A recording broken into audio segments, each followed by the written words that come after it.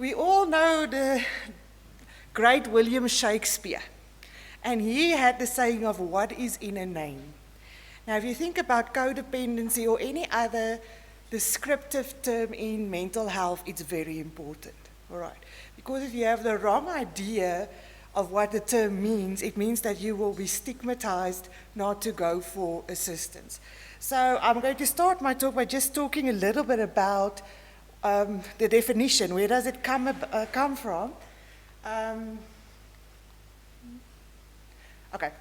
Like the misunderstood psychological expressions, codependency has taken on a life of its own. If you look a little bit about the history, in 1936, Alcoholics Anonymous, the AA, was started, and I think most of the substance abuse treatment we have today found our foundation in the 12 steps programs. And then only in 1951, the founders of the 12 Steps wives, Louis and Anne, their husbands was Bill and Bob, they decided we need to look at the other side of just treating alcoholism. We need to look at the other side of the coin, look at the families, look at treatment for them. And then they started a group called Al-Anon, which is still going very strong in the self-help groups.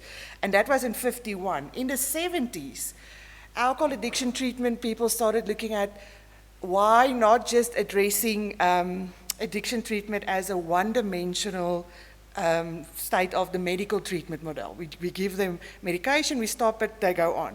And then they started including, in the social work we talk about the systems theory, talking about families' involvement and so forth, getting them into treatment, and the social networks.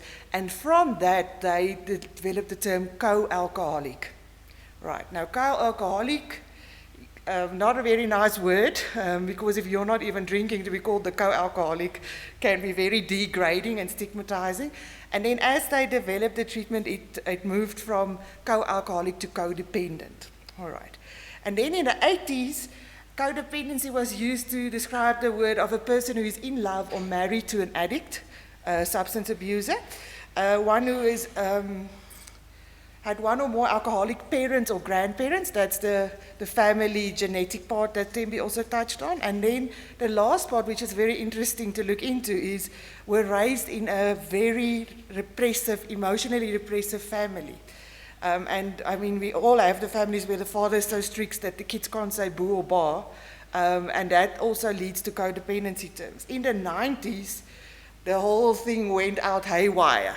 That's when they say that codependency develops when you're in a narcissistic relationship or a relationship with a narcissistic or an addict. And that's where they said that codependents are people pleasers. And I think that's the term that's most often used. And so as we look at the history and we see how when codependency term hit mainstream, it was haphazardly and conveniently reshaped to fit our mainstream vocabulary. It must fit into a picture that everybody can understand. Since its introduction in the 80s, the meaning has unfortunately devolved to describe a weak, needy, clingy, and even emotionally sick person. And I think this is where most people get stuck when we talk about codependency. You get this picture of this needy person. To some, codependency is incorrectly interpreted as a dependent person who is in a relationship with another dependent person. Some definition also stops there. Now, the people, since the 80s, 90s, they were starting to work towards a definition. And many people have many different opinions. Codependency is not a part of the DSM-5 as of yet. People acknowledge that it exists, but there's no one set of symptoms that we can use to identify it. So people, they define codependency as it occurs when consistently put other people's needs in front of your own. In truth, codependents are people pleasers who will go to virtually any length to avoid unpleasant conflict. The easier one is codependency is a dependency on people, things, and behaviors in an effort to find identity, security, and self-worth. Codependency is the loss of self. It's also part of the definition. And then codependency is a behavior that blocks the development of a relationship with yourself.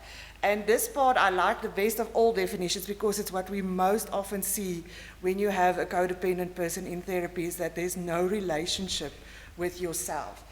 The recovery writer Annie Larson defines it as those self-defeating learned behaviors or character deficits that result in diminished capacity to initiate or to participate in loving relationships.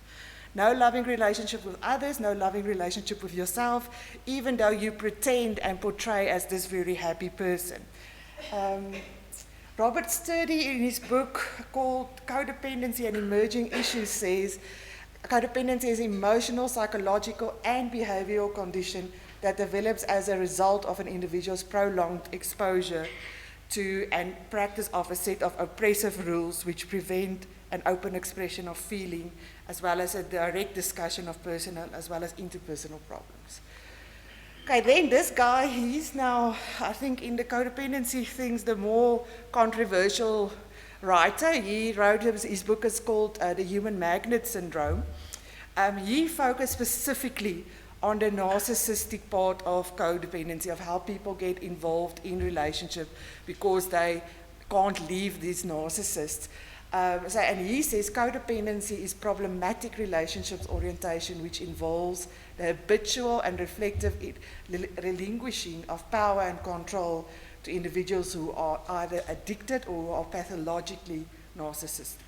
So he is if you read his book, it's very academic, lots of big words, but it's quite interesting to see his take on things. I think he's the guy that wrote the book most, or your common last wrote one, if you look at dates. And then my favorite writer on codependency is called Melody Beattie. And I added this quote because she defines what is a codependent person. She says a codependent person is one who has let another person's behavior affect him or her and who is obsessed with controlling that person's behavior. And this is what we see with the substance users. Tempe also touched on it with the motivation. You will go because I say it's control. And that's where the parents and people get so codependent.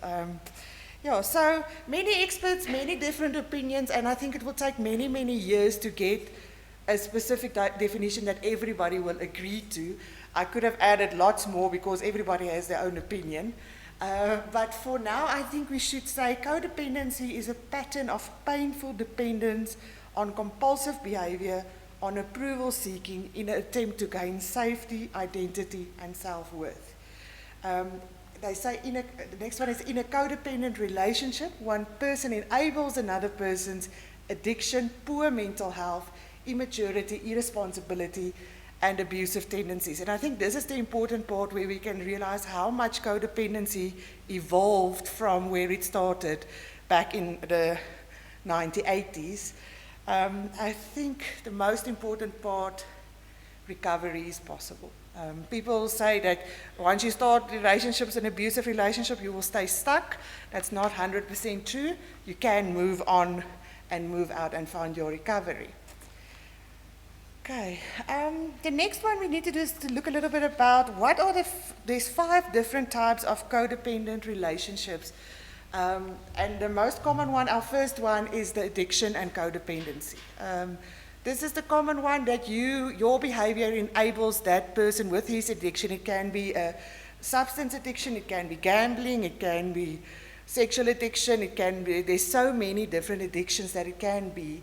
But your behavior enables this. So the codependent tries to be the caregiver or the caretaker and save this person constantly. I think the most easy way to explain it is your partner is drunk and can't go to work. So you take the phone and call the employer and say that he's sick.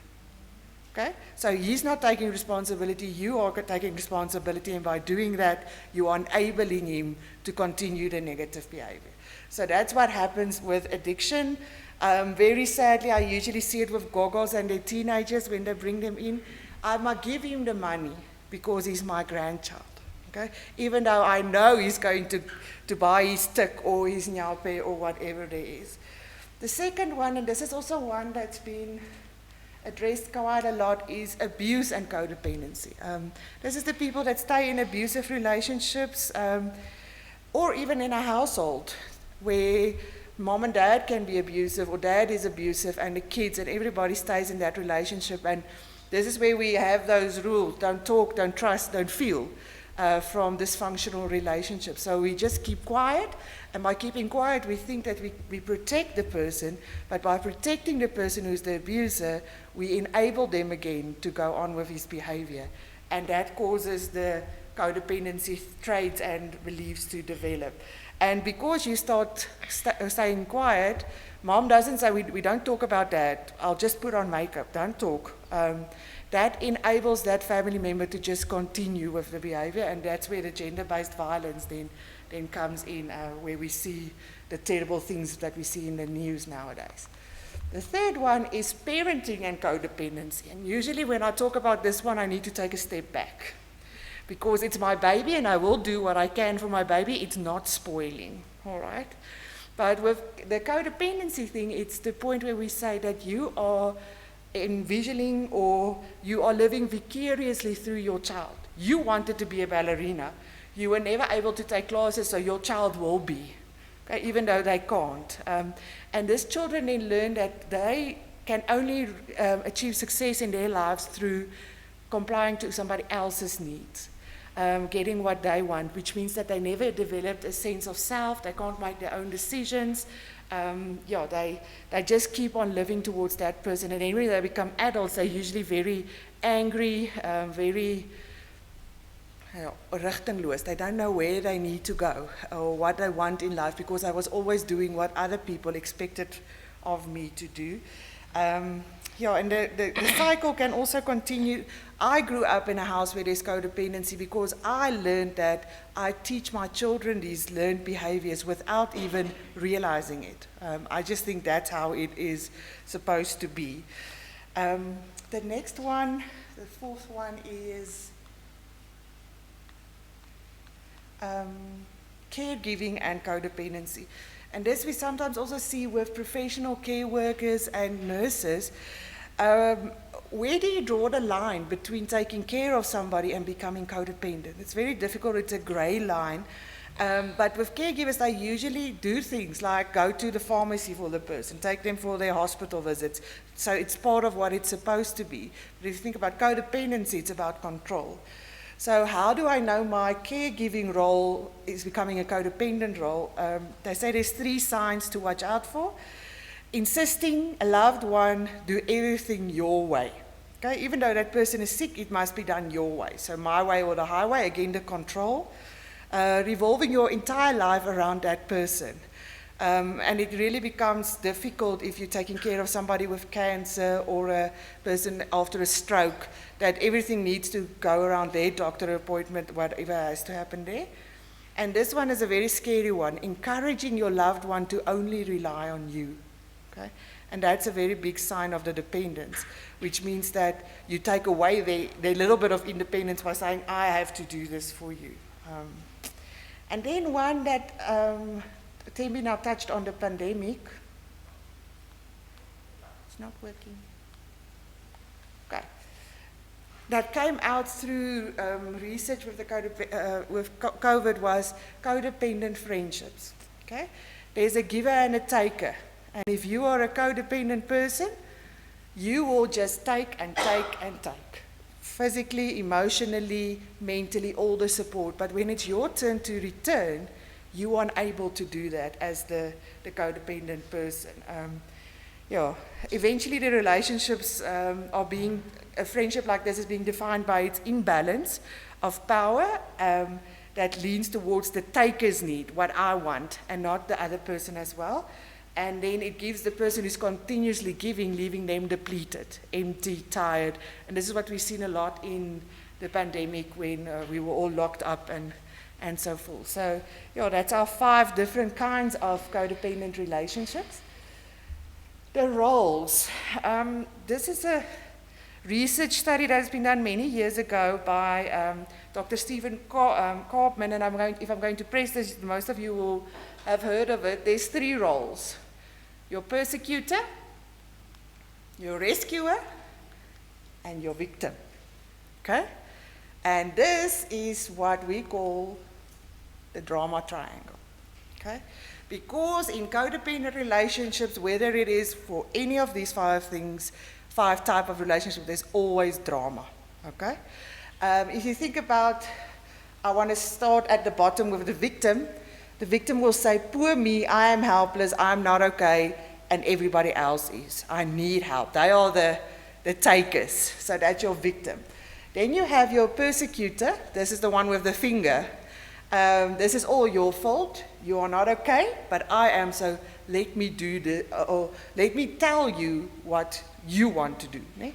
Okay, ek weet en jy doen.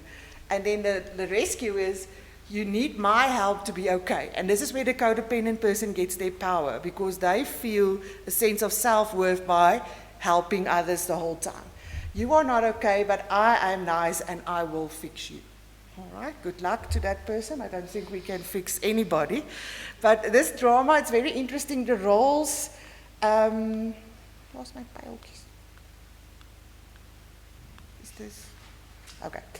There's interaction between those roles, and the people can change. Today I can be the rescuer, tomorrow I'm the persecutor, and the next day I'm the victim.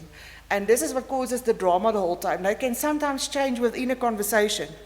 I'm first the victim, you now stole my things again to buy your drugs, and I don't have anything in my house left, and all the poor, nobody's taking care of me, I'm all alone. And then the drug addict will come to the persecutor and say, but it's your fault. You have to be able to provide for this. I don't care where you get it. And then the victim can sometimes become the rescuer again and say, it's okay, I will make a plan. I will go make another loan. I will ask somebody to help. I will get you the money. So this drama continuously continue. If you think about the abusive relationships with gender-based violence, the person who's being mentally, physically, emotionally abused is usually the victim, but then sometimes they can also be the persecutor and say, but you're doing this to me.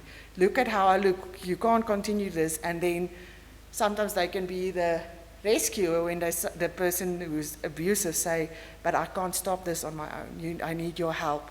And then they say, okay, I will help you. We will fix this. I will change. It's usually the thing. Now, my people that I usually see with the codependency ask, but how do I get out of this drama? This drama is making me tired. And my previous supervisor always said, the only way to win is not to play. Okay? When the drama starts and the argumenting and things starts and people start blaming and pointing fingers, you step out and say, I'm not going to do this. This is not on me. I'm not going to form part of this. You can sort out your own drama. But it takes, I want to say, years of therapy for codependents to get there. We have a codependent support group that started in the 70s at our center. We're very privileged to have it. And one of the moms there say, I know these things. And I always believe, my son is now nearly 40, started using drugs at the age of 13. And sometimes I still find myself being pulled into this drama. Okay, so she admits to her relapses. Okay, all right. Now, where does codependency come from? Why do people become codependent? And if you read up on the research, the most people will say it's about where my family is, where the family structure that you were brought up in, either protective or underprotective parents. If you think about overprotective parents, they keep the children away from building their own identities, doing their things. I will do this for you. I will keep you. And by doing behavior like this, you keep the child dependent on yourself. And children need dependence, but at a stage they need to start developing their independence, sense of self, and so forth. And so through this, the children stopped, or they never developed the self-confidence to take care of themselves. And there might also be some guilt attached to even wanting or needing your own life. And this is why people continue in the codependency cycle. Underprotective parents, that's totally the opposite. They give independence much too early, and the children grew up without support and loving care, and then they start, they overcompensate for the lack of the parents by controlling and keeping everything in place. We will look at those characteristics in a while. So I say children growing up with an alcoholic parent can easily find themselves in codependent relationships later, because this is what I learned in my family. It's okay, it's how we do it. So I start the same relationships. I never had an example of something else. I once had a lady in our group. She phoned me to attend after she was in 6 different relationships, either abusive, narcissistic, or alcoholic, children from all of them. And then at a stage after the 6th one, she said, I need to quit this. I need to first look at myself. And at that stage, when she attended group, she was 2 or 3 years in a process of being single, just working through this codependency things, focusing a lot on teaching her children not to continue with that negative behavior that she displayed. Individuals with codependency traits appear on the surface level to have a seemingly normal childhood. It looks fine on the outside. But codependent traits and behavior patterns were passed down, like I said, from one family member or from one parent to the others. Okay, so there's the first one is the lack of secure attachment, lack of love and nurture. And I think we all have the argument, nurture or nature. We've heard that. But the nurture part in codependency means that it teaches love and self-love, which is lacking in codependency. Rejection and abandonment, and this is also with, you find it a lot with the underprotective parents, where it comes from that you're not part, we don't want you part of this family, and so forth. Then this one is the very rigid family system. You can sometimes have a client in your office and they say, but there's nothing wrong, I had the perfect childhood. And then when you explore a little bit, you can find out that the parents were extremely strict, very confining, keep people in stuck, and that also leads to the codependency development. And then family addiction, we spoke a lot about that. Physical, emotional, or sexual abuse, I could notify for it. And then mental or physical illness. On the last point, there's a lot of new research being done about how this in a family or in my relationships leads to the codependency. And that's where your sense of love and responsibility are being pulled out of proportion, and then the codependency develops. It also indicates that codependency can develop later in life. There really is nothing wrong in your childhood or anything like that, but later in life you start having a relationship with maybe somebody who's bipolar, and then how you start developing your codependency with that. Another thing that I just want to add, I'm working with a mom with a son who has been in and out of rehabs also since he was 13. He had explored with occults, lots of different weird things, and then he was only diagnosed last year with antisocial personality disorders. And it's very difficult for the mom to move past the point that my child won't really change this behavior, to understand that mental one with the physical one. So there's a lot of sadness in our work as well, but there's always hope, like Tembi said. Before I talk about my wall, I just want to talk about what is the codependency, where does it come from? How do I know there's codependency? There's a group of personality traits and characteristics that have cognitive, emotional, and behavior patterns. Now, if you think about Tembi, sorry, my colleague at work's name is Tabi. Tembi is focused on substance abuse. Then she said physical, emotional, psychological changes, and it's the same with the codependency. You see this also, physical, psychological, emotional changes. Codependency is also known as a relationship addiction, because people with codependency characteristics often form and maintain unhealthy relationships. Why do you stay with the guy who's hitting you? Yeah? I love him, it's usually the answer. Yeah? Okay? So, and then if you explore, you will see there's lots of codependence tendencies. A very key point is to see that codependency traits represents one's difficulties in loving, accepting, and trusting, and being your true self. So there's loving, accepting, and trust issues in the whole thing. I used a brick wall to explain this. As the codependency develops, either from childhood or later in life, or when you start having an abusive relationship, These are the traits that you can see in any of a codependent. There's a lot of repression. Lots of bad things are just ignored, pressed down. There's weak boundaries. One of the main points that we address in treatment of codependency is to develop boundaries. One of the basic boundaries, it took me 2 years to teach to one aunt is no, I will not give you money. Nothing else, don't kick him out of the house, just say no, I will not give you money. Basic boundary. Teaching them that they have the right to say no. Obsession, I did that a big one, because it's obsession with the other person. It's never with me, it's with them and their drama and what's going on there. And then obsessed with that, but also trying to control that behavior. And we know that nobody can control anybody's behavior, only your own. There's poor communication, obviously relationships problems, disconnected to self, a lack of trust. Very important, not just in the other person, but also in yourself. You don't trust yourself and your own abilities. A lot of denial. Okay? No, it's not true, and this is what we see a lot with gender-based violence victims. They will tell you, or abusive relationship, but it's not that bad. It was my fault. It's okay. He won't do it again. He promised. Ne? And I want to turn it around. It's sometimes the other way around as well. She said she won't do that again, because ladies can also be abusive. The men just don't want to report it usually. And then also the person is dependent on the drama and things, and there in the top, anger. Okay? Lots of anger, suppressed anger, not being open, not taking care of yourself, and also angry at the person for their behaviors. And this builds a wall between you and anybody else. So when you're codependent, you're so focused on this one relationship that nothing else matters. You don't have any healthy relationships, colleagues, family, other loved ones, nobody. All right, so that's your characteristics. Then the beliefs. This person that's codependent believes, and I think we first need to know what is a belief.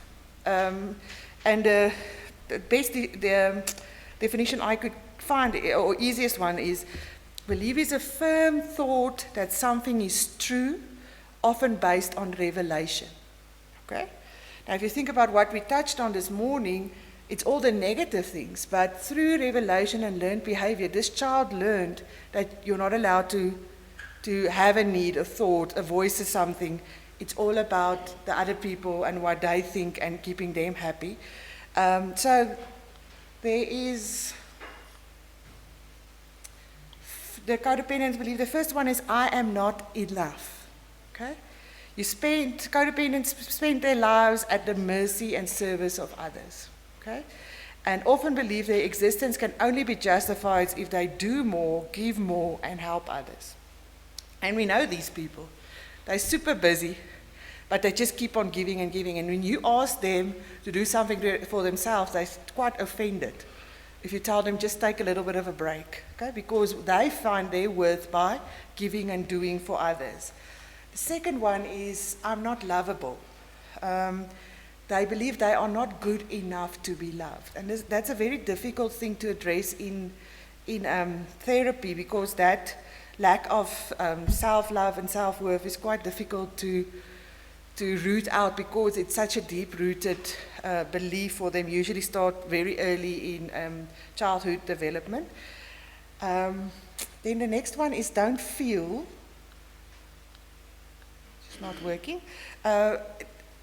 They believe it's not okay for them to feel anything. They learn from a very young or early stage in their relationship to numb their feelings, because if I don't feel, I protect myself against the wall. Ne? I protect myself, and if I have feelings that I need to take care of, I can't take care of the other person. So that makes it easier for them to say, just don't feel. And then one of the things that our Sanka programs focus on a lot is to develop a sense of self-care. Tembi addressed the Nyape uses not bathing. To just bathe yourself, to take that little time of self-respect, it's part of your self-care. So you have to develop this throughout your treatment. But for the codependent, they have learned that their role is to help and rescue others. They should not have any needs and want. If they do, other people's needs and wants should be to do what other people need and wants is their priority. And then don't enjoy. Even though they look very happy, they don't have any idea of what that really gives them joy. They've learned to live in a constant state of fear and anxiety. And this we see a lot in the abusive relationships. Gender-based violence victims, they will really be anxious and nearly crying the whole time, and they find it very difficult to relax. So if I relax, I enjoy, and I can't do that. And then the very interesting one, when I started looking into this, it didn't really fit the picture. But it says they aim to blame. Okay? The codependent often blames themselves for the problems and miseries of their loved ones. Okay? So my child is an addict, it's my fault. So the first thing that I usually tell a parent who walks into my office is that this is not your fault. Very difficult for them to believe because I brought up my child. Ne? I took him, and look where he is now. They cannot recognize nor separate their own life from others, and codependents tend to hold themselves to blame if their loved one acts out crazy and angry and mad. All right.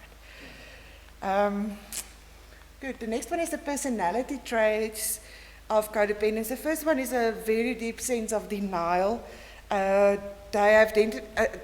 First, they don't identify their own feelings, so they just deny it. They perceive themselves as completely unselfish and dedicated to the well-being of others. They label others with negative traits, so it's a lot of blaming going on there towards them, but not myself. They think they take care of themselves without any help from others. I can do this on my own.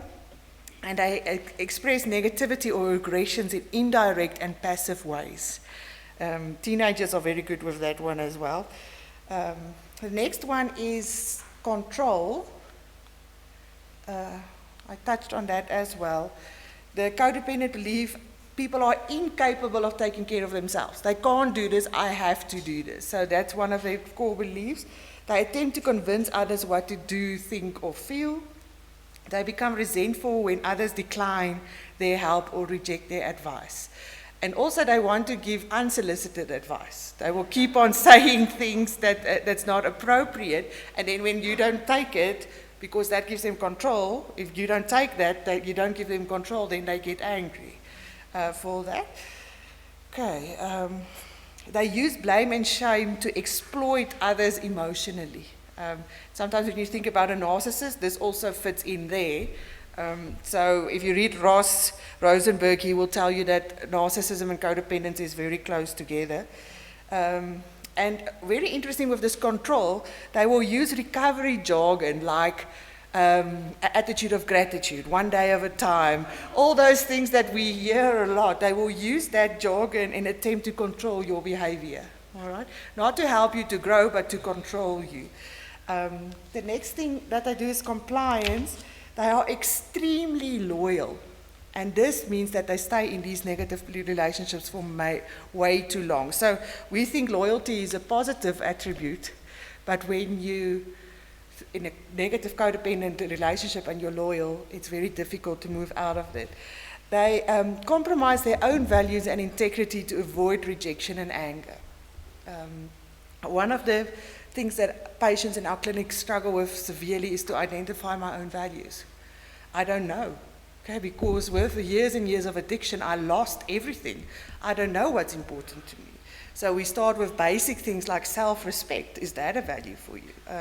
To build that up again. And a person who's codependent has that same thing. They don't know what's me, they just know what are you, because they get so lost in the other person.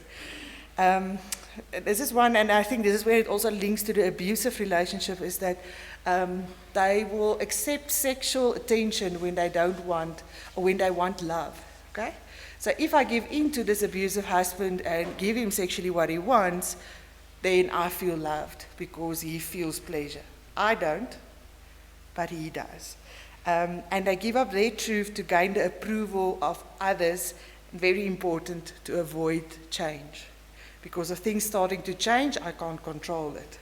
So they give in on that. The next one is extreme low self-esteem. I think I touched on that as well. They can't make their own decisions, and this is what we see with the parents as well. But what do you think? What should I do? And in therapy, we know we're not allowed to say, but that is their need. So it takes a long time to get them to the point where they start making their own decisions, believe that they are allowed to.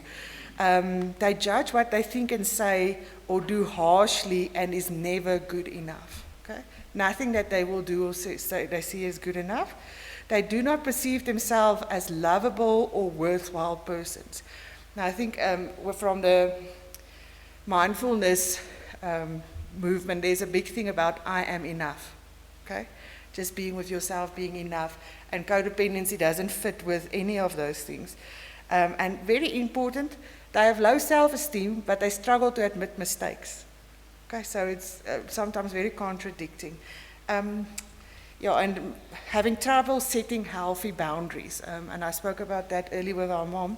One that I didn't put on the slide is avoidance. Okay? They act in ways that invite others to reject, shame, or express anger toward them. They judge harshly what others think, say, or do. They avoid emotional, physical, or sexual intimacy as a way to maintain distance. So I will not speak to you. Silent treatment, eh? Okay? Avoidance. They use indirect or evasive communication to avoid conflict. Okay?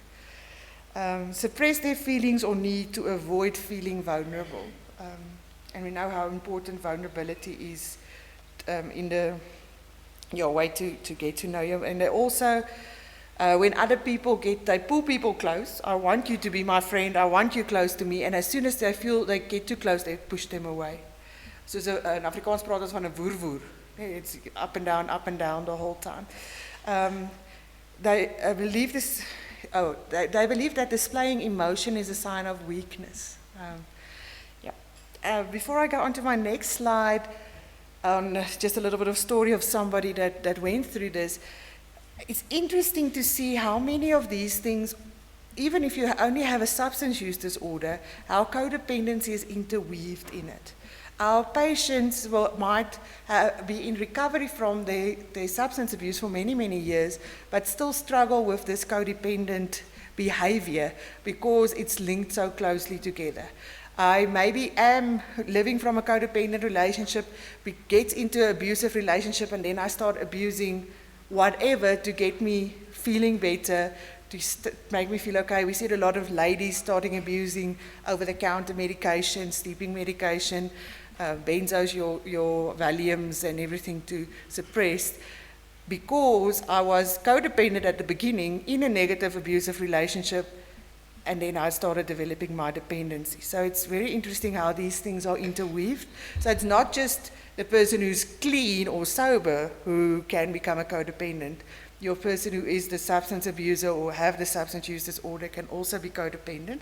Also, lots of new research being done. Tembi mentioned about the co-occurring mental disorders with our patients. How many of and this is now psychiatrists who's doing the research, how many mental disorders diagnosis, not just substance abuse, people with mental disorders like bipolar, manic depression, schizophrenia, etc., also have codependency linked into that. So it can go both ways. It's not always just the substance abuse that forms to codependency. Okay. I am a believer in initiating hope. Okay. And after a presentation like this, we usually feel, oh, I can't do this. I want to play you a little short video. I just first want to introduce the person who's doing it. Okay. The lady's name is Sarah Prout. She's an Australian. It's very interesting to Google her. She has quite an extensive website, blog. She's a podcast host, inspirational speaker, best-selling author, entrepreneur, and she has her own lifestyle brand. And above all that, she's a mother of 4. Okay? But she did not start here. Her story started with something totally different. Her story entails recovery from codependency. So her story on goalpost is Be the Love. So I want to play that to you, just her testimony, to show you how somebody can move out of the codependency and become this amazing person with her own fruitful life. I was 19 years old when I had met the guy that asked me to marry him. I said yes because I wanted to feel chosen. I should have said no. But I wanted that fairy tale wedding. I wanted that happily ever after. I wanted somebody to love me unconditionally. My wedding day was underwhelming, to say the very least. So on the day of my wedding, I treated myself to go and get my hair done. And the hairstylist, as they often do, asked me, "Have you got any special plans for today?" To which I said, "My friend is getting married." I couldn't even admit that it was my special day. What that day commenced was the beginning of 10 years of domestic violence. Sometimes I would use my voice to speak up for my needs and what I wanted, or to voice my opinions, and it would be met with violence. There were many bruises, many tears, and many tantrums. So it was really late, and I was trying to get home from the city. And I kept on looking at the missed calls on my phone and listening to the voice messages. "I don't know where you are right now, but when I see you, I'm going to mess you up." And my heart was in my throat. So the taxi pulled into the driveway, and the first thing I noticed were the clothes all over the street, and I was stepping over my jewelry and a digital camera. I got my keys out of my purse, and my hand was shaking, and I was trying to open the door, and he just opened it. I couldn't even get the key in the lock, and he said, "Where have you been?" And the first thing I noticed was, oh my gosh, I could smell alcohol in his breath. He was so drunk. There were bottles of vodka everywhere, and I could smell gasoline. And I didn't know where it was coming from. And I looked out in the back garden, and there was another big pile of all of my clothes that were heaped, waiting to be set alight. And he was looking for the matches so he could light it up. And I could see that my shoes, the heels had been snapped off, and my computer was in two parts because he had smashed it with a hammer, and he had cut my desk in half with an axe. Precious photos that can't be replaced of my grandmother were ripped apart, letters that she had written me before she died. And I called my dad, and it was, by this stage, it was 3 o'clock in the morning, and I called my dad, and I said, "Dad, what do I do?" And he said, "Sarah, you call the police, you silly girl, you call the police." I remember when the police arrived, I was so strong. I was really strong. I had my brave face on. I was really good at that. And the police asked me what were the names and ages of my children. And it was up until that point that I was able to hold it together, until he asked me that, and then I just broke down crying. I felt so powerless. And I knew that something had to change. I had to change. I had to make sure that my children didn't know this was okay. I left with nothing. I had 2 suitcases, 2 children, and over $30,000 worth of debt. And there were some days I didn't even know how I would feed my children at that time. And so we're in the supermarket after school, and we're walking through all of the aisles, and I'm seeing everything that I would love to eat, because at the time I was starving myself so I could feed my kids. And I remember one day I called my mother, and I was still in that moment, still unable to tell her, "Hey Mom, I'm hungry, I need some help." And she told me to just take one day at a time. That was the best piece of advice that she gave me. And then from that, I was able to take one moment at a time to then change my life, to build the momentum that I needed to get to that next chapter. And it was just 6 years later that I had a full circle moment, that I was in a supermarket parking lot, loading in the groceries for the weekly shop into the back of my car.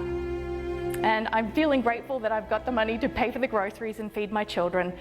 And a woman comes up to me, and she has a 2-year-old daughter. She looked about 2 years old, in a stroller.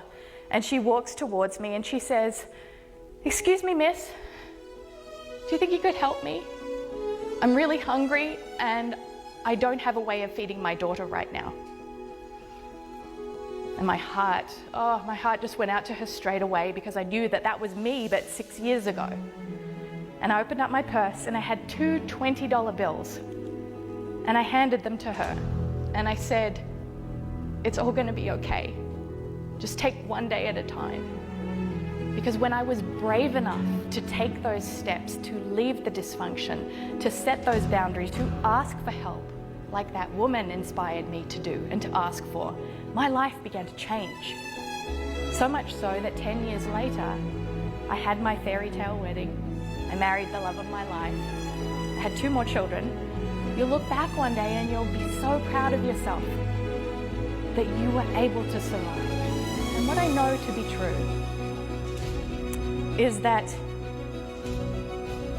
if you be the love that you believe you deserve, it will change your world. Your time is over.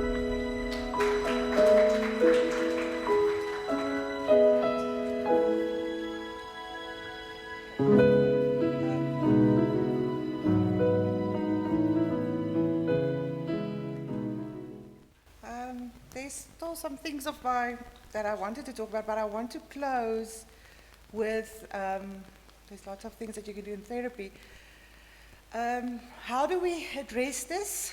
You can do the self-help route. There's lots of blogs, lots of groups that you can attend, online groups. And then, like I said, Melody Beatty.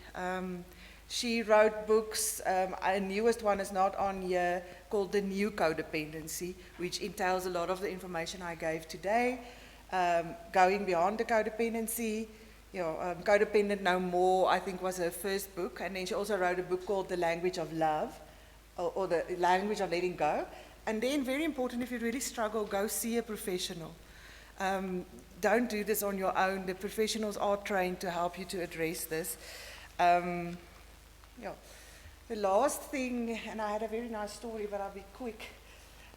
What I teach my parents in the group, what do you do when things is just all out crazy and you're feeling guilty about everything and you can't be there where the person is? Oh, how do you fix this? And then it's a very easy thing. Oh, you check your feet. Okay? Because here's my feet. Here I am. So by checking in with your feet, you know where you are and what you can do and where you can address some things. You can't be there with that person, you can't change their behavior, but where you are, you can do something. And it will also help you not to feel needy or not to feel guilty about having your own needs. And then, sorry, no time for questions today. My thank you, I want to leave you with one of my favorite Melody Beatty quotes. Today I will tell myself that I'm lovable. Just because some people haven't been able to love me in ways that worked doesn't mean that I'm unlovable. I have lessons to learn and some of them have hurt deeply, but I can still love and I still am loved. So please stay at home. You're all loved and lovable. Thank you so much. Thank you.